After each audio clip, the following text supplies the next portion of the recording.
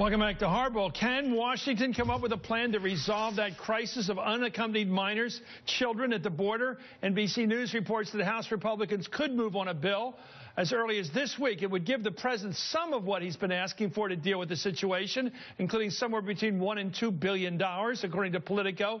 Both the White House and congressional Republicans have also expressed some openness to amending that 2008 anti-trafficking law that gives children from countries other than Mexico and Canada added legal protections from swift deportations. Anyway, this afternoon, the president met with members of the Congressional Hispanic Caucus to discuss the crisis. And two of the participants of that meeting are with me now. Representative Loretta Sanchez and Representative Juan Vargas, both are from California.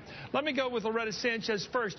Were you satisfied with what the president said today? And what did he say about whether we're going to change that law, we're going to let these kids in to stay, or what?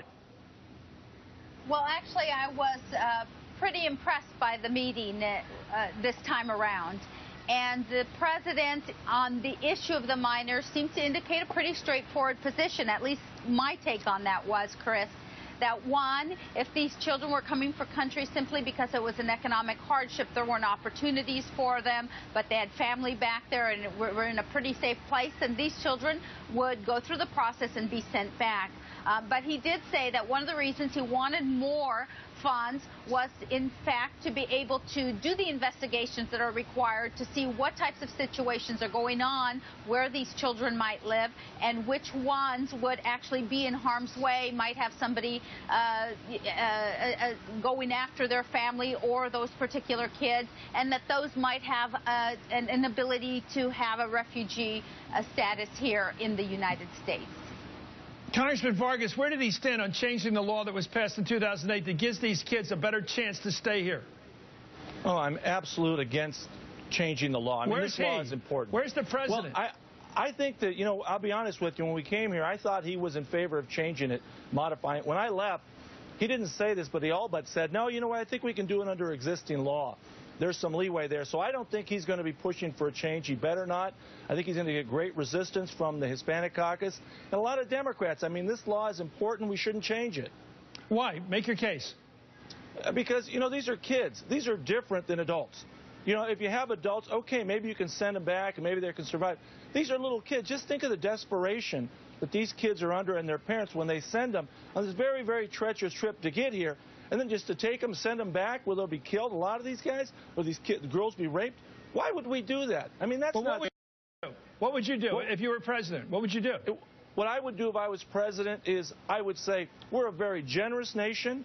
We're a very charitable nation, and I'm going to be as magnanimous as the American people. I'm going to give these kids a chance, and I'm not going to send them back to any death. Now, if they're here under false pretenses and they really have a pretty, comfortable life or a life that they can survive, then I'm sorry, you got to go back.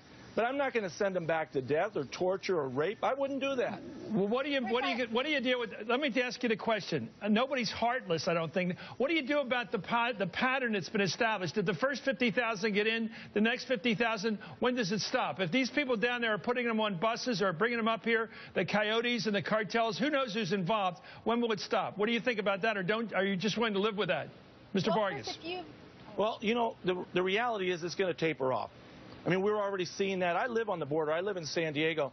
We don't get as many people crossing there as they do in Texas, but it's starting to taper off. Everyone tells you that.